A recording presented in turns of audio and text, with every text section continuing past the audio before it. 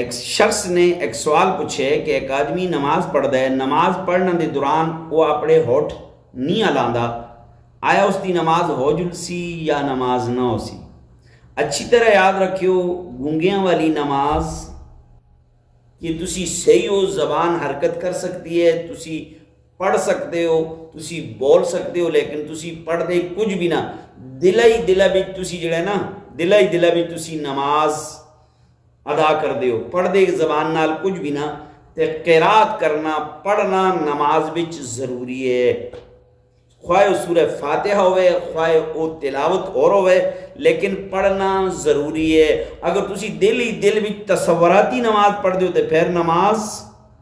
نہیں ہوندی، دل وچ تصوراتی نماز پڑھ دیو، زبان ہوٹھ اے حرکت نہیں کر دے تے پھر تستی نماز نہیں ہوندی۔ بلکہ بعض علماء لکھتے ہیں کہ تسی یعنی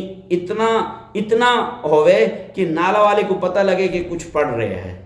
کم از کم نال والے کو پتہ چلے کہ کچھ پڑھ رہے ہیں۔ اگر تساں کو دینی مسائل سمجھ آندیں،